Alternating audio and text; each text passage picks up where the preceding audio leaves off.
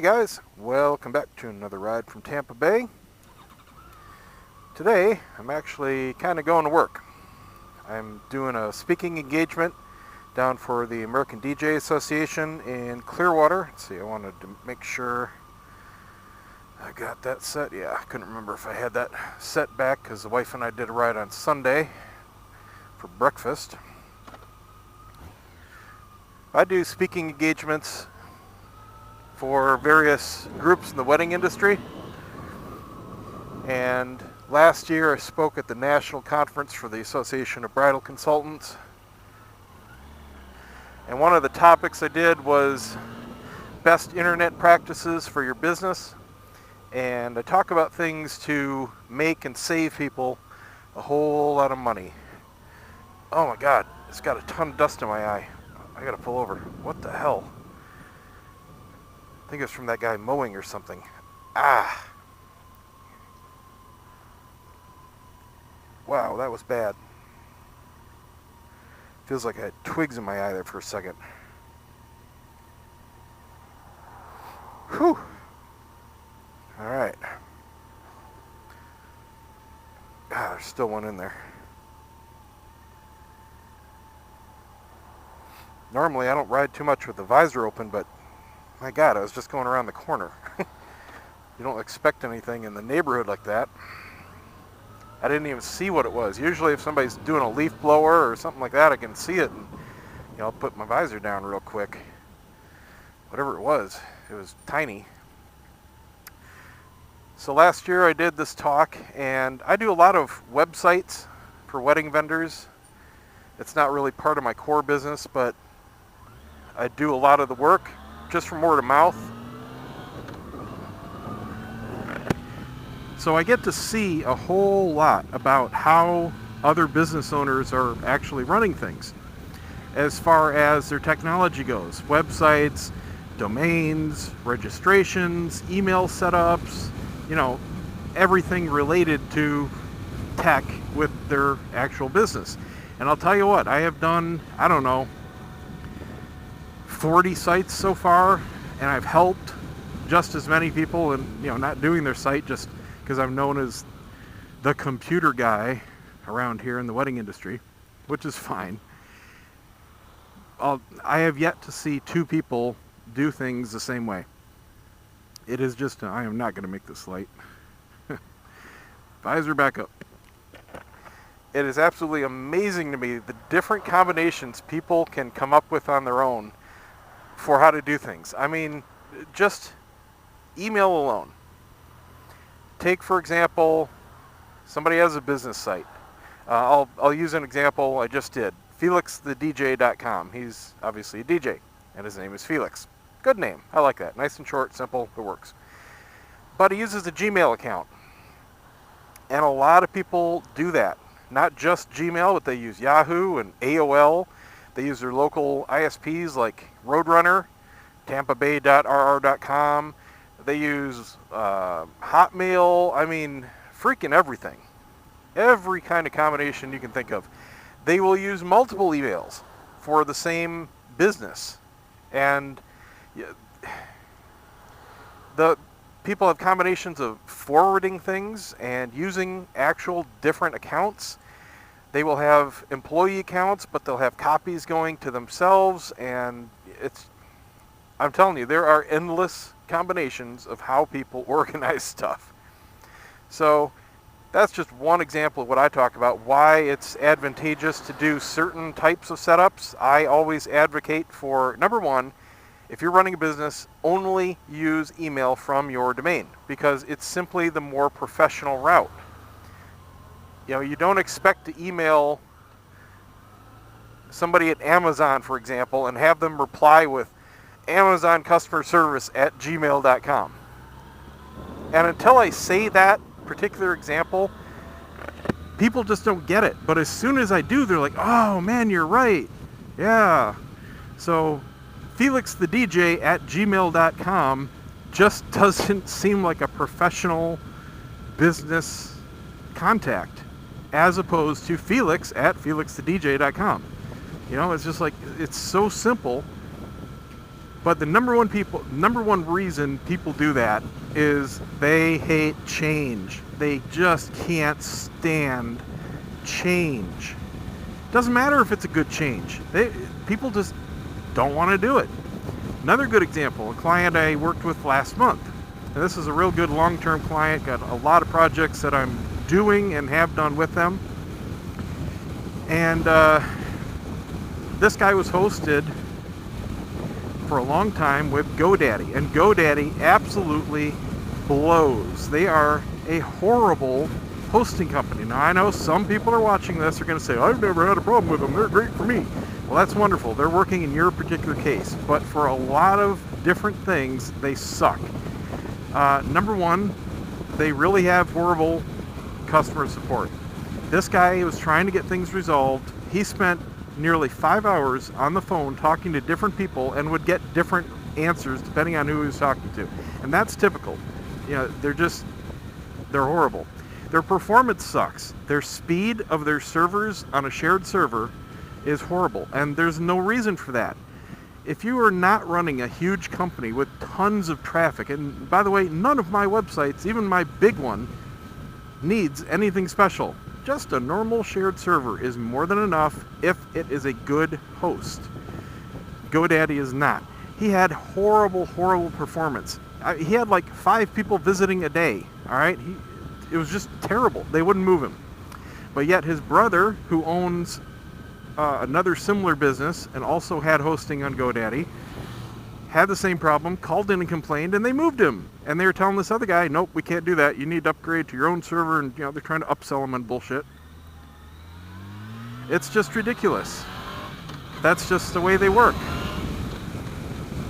So long story short, I finally got him to move to a better host. He moved over to bluehost.com, and they're very good. They're not perfect, but for my clients that need a little extra hand-holding, they're an excellent choice because they have top-notch customer service. They're fast, they're reliable, they give clear answers, they walk you through stuff. I have no problem pointing my most tech-challenged clients over to Bluehost for hosting, and I never have to do anything again. Now, I run on a host called AMS, and if you need any help, they are absolutely horrid. I mean, way worse than GoDaddy. But they're excellent for people like me that do everything themselves. I just need an account, a login, and I'm good. All right, I do everything myself. Just leave me alone. I don't need to talk to you guys, so I don't care if you have horrible customer service because you have excellent performance and servers. So that's what's important to me. But Bluehost for this guy is working out so much better. Just moving the site over, bam. I mean, literally 10 times better performance just because it's not on a GoDaddy server. And they were, of course, trying to tell him all this bullshit about, oh, it's your site, it's your webmaster, it's the plugins you're using, it's this, it's that. No, it's just the server. It sucks. And I proved it to him because I had a copy of the site on my server that I use to develop websites, and I pointed him to it, and it was, of course, way better performance. He's like, okay, yep, I know it's not anything you did, it's GoDaddy, so I'm moving. I'm like, finally. I tried to get him to do that over a year ago, and he's been just pulling his hair out all this time, fighting with them, having weird issues, having email problems, yada yada yada. Instead of just moving, he could have saved himself all that trouble for the last year if he would have moved when I told him to. But he had to get to a point where it was so bad that he convinced himself to do it. And now, of course, he says, damn, I wish I listened to you a year ago. And I hear that all the time. Oh, I wish I would have listened to you earlier. And I found that there's just absolutely nothing I can say to somebody ahead of time to convince them. They have to learn it for themselves. Some people are just like that. It doesn't matter how many facts you throw in their face, they just won't believe it until, they have to experience it. So that's what happens more often than not. But it's just people so reluctant to change. And that's why I get these groups together here. I've done this talk 3 times now. This will probably be my last time.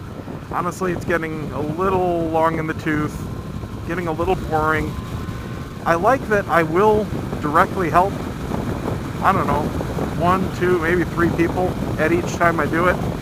But for the most part, it goes in one ear, it goes out the other. They all think it's great info here at the meetings. I get lots of positive feedback right after I give a talk, and then nothing happens. So it's kind of like you feel, what's the point? I don't like wasting my time. Very conscious of my time, and I'm taking 4 to 5 hours out of my night here. It's about a 45-minute trip down to the hotel where the meeting is being held. Then I got a meet and greet, and then a couple hours for the meeting, and then questions and answers after, and then a drive home. So, it's over half a day of my time. So if nothing happens, you don't want to do it again. And that's pretty much what happened the last time. I did a talk recently also on YouTube, specifically on how people in the wedding industry can use YouTube for their business, not only to help their business directly. For example, if you're a florist, you can open a YouTube channel and you can do weekly floral arrangements. You can do how-tos on how people can do their own arrangements, or the tips on picking flowers for certain events and different seasons and color arrangements. I mean, there are endless possibilities for using YouTube channels with wedding businesses. It doesn't matter what kind of vendor you are. And also, people that want to do something else, man, pick a speed, dude. Finally, she passes. Now he gets over. Yeah, you're freaking slow in the left lane. There are endless combinations of what you can do. And I have given a lot of talks on this, and people wanted to do something else, unrelated, kind of like I did with Cigar Obsession. And they all have great ideas at the talk, and they think it's wonderful. And now the left lane is backed up. This is rush hour. Another reason why I hate doing these things, because they're always held at really obnoxious times. Like this one starts at 6:30. I got to be there, or the meet and greet starts at 6:30. It's 5:38 right now. I knew I was going to run into traffic, so I gave myself some extra time. And I debated taking the car, but there's really no reason to, because I'm doing this from my Chromebook, which is small enough to fit in the cases here, no problem. So I didn't need to take anything, so why take the car, Now if I was going to run into the reverse of this traffic, where it's a lot of stop and go coming north, I would have taken the car. Because it's no fun riding a bike through stop and go traffic, and we don't have any lane splitting allowed here, so it's not like I can go to the front of the line, which would be really nice, especially here in Florida in the heat. Oh my God. But there's nothing I can do. So anyway, I'm gonna sit through this traffic here and get down to my meeting. We'll see how it goes. I guess I'll give you a little relaxing ride on the way down instead of cutting it off. I don't know how relaxing it'll be, because it's probably going to be stop and go for a little bit more here, and then we get into some bigger sections. I'm just hopping across one bridge here, and I'm right there, so see how much longer we go. Thanks for watching. Don't forget to subscribe, give me a thumbs up, and we'll see you next time. And don't forget, if you're just viewing this on YouTube, definitely check out the website, TwoWheelObsession.com. We are slowly but surely building really awesome team members, and they're putting their own videos on the site. Really cool stuff, excellent scenery right now all over the country, and hopefully pretty soon all over the world. Depends on how many people join, but I'm kind of making a like group together of more adult oriented videos, not so much the, I don't know, spastic videos you might say. Not a lot of ranting and raving, just cool, nice scenic drives or tours, that kind of stuff. Longer videos too. I'm not really a fan of the short 5-10 minute kind of vlogs.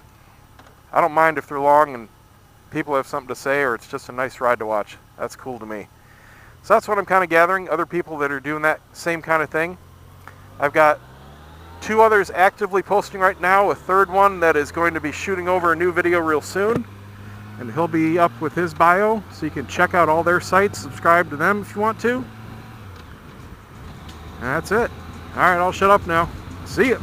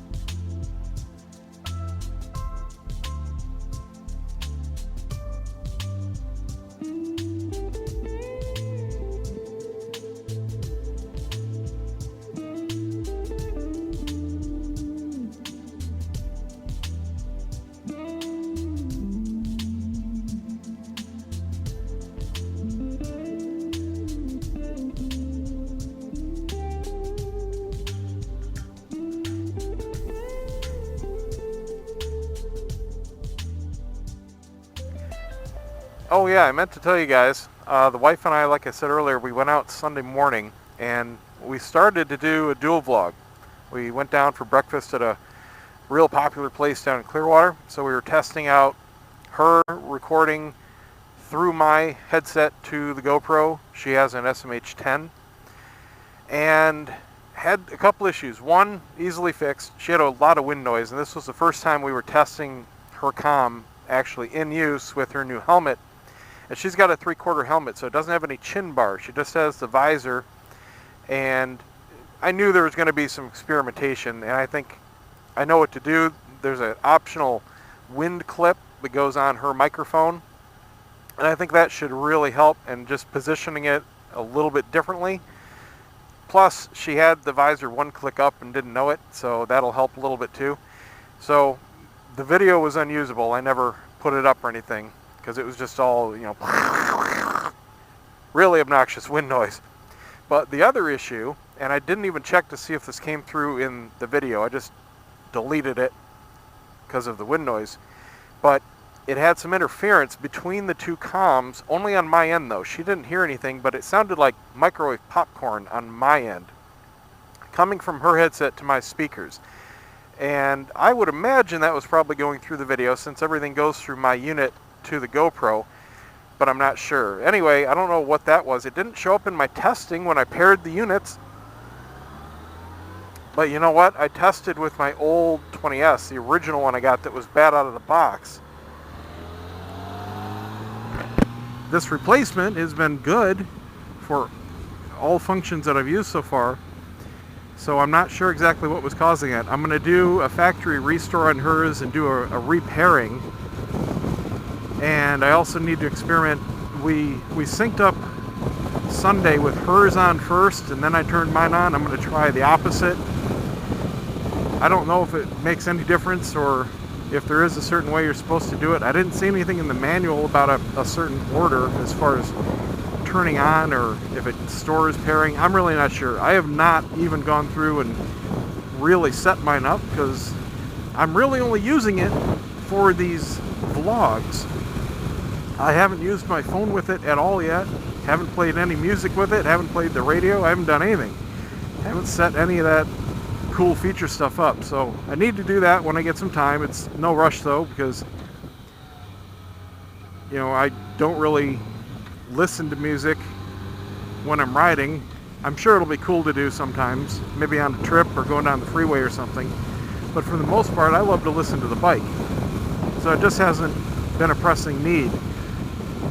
And the phone, you know, there are some times when I'm expecting a call and I have to go somewhere or whatever, that I've pulled over and, you know, called somebody back. But for the most part, I just let calls go to voicemail when I'm riding. I don't need the distraction, and there's rarely anything that pressing anyway, so no big deal there. But I definitely need to figure out that static issue. That is a deal breaker for using the headsets, let alone recording, because it was just so annoying. It's just constant crackle through my speakers. So that's no bueno. Definitely have to figure that out. Like I said, the wind noise, that's easy. I can fix that. That's normal. That's not a problem. Senna. I really hope this 20S unit doesn't have some weird issue connecting to other intercoms. Anyway, here's another short, relaxing ride. We're coming up on the bridge here, and then the hotel's just a mile or two on the other side of it.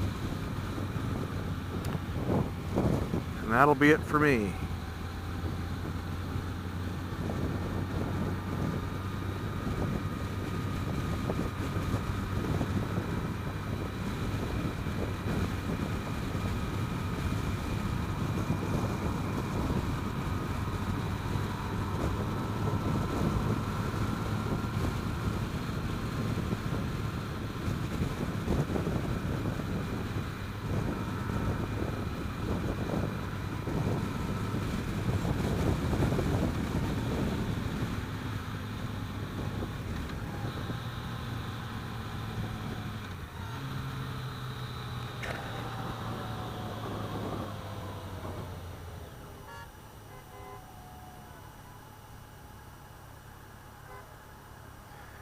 Must be voting time.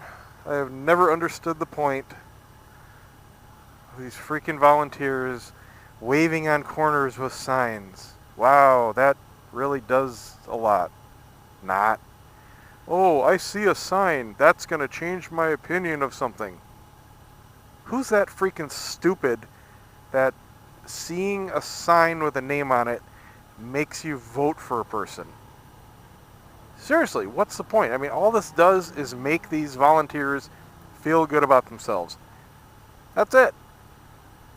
Just ridiculous. Pointless.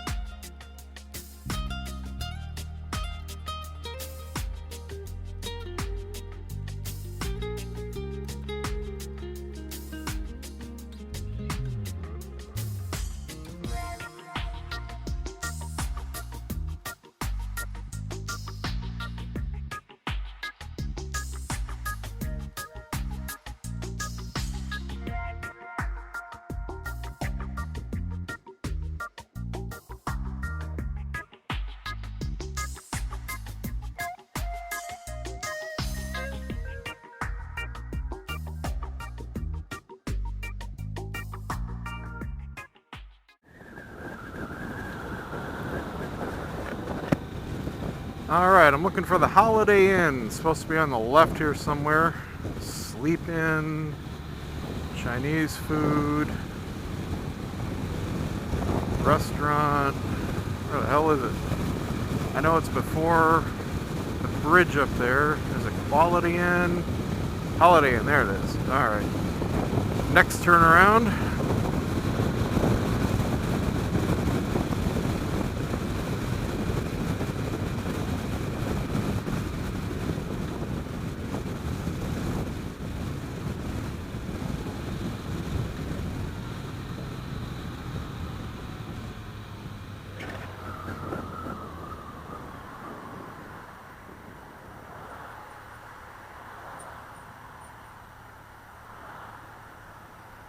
Bob Evans. Haven't been there in years. I like their biscuits and gravy though, but I'll tell you what, the place we went to on Sunday, it's called Lenny's, and it's, I guess, kind of famous in Clearwater. We've never been there, never heard of it.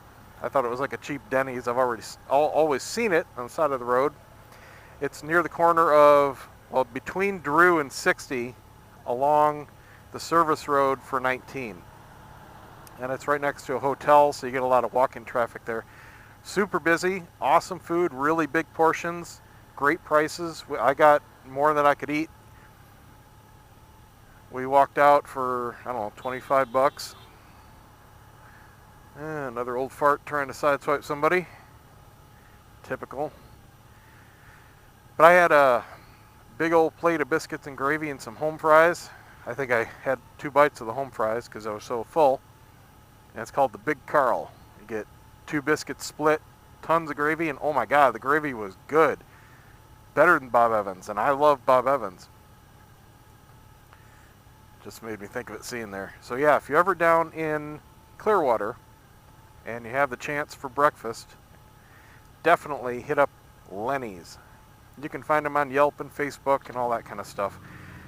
They're definitely famous for out-of-towners. They've got license plates all over the place. A lot of tourists go there.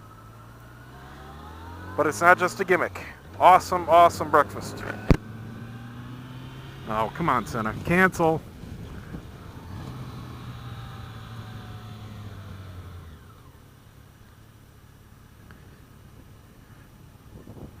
Hotel, motel, Holiday Inn.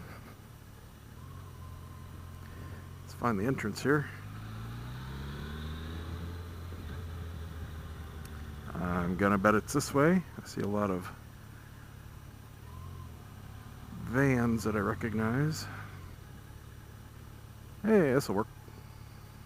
Aha. And once again, if you're on a bike, park at the back of the space. Helps guarantee you're not going to get hit. Alright guys, I'm off to work. Once again, thanks for watching. See you next time.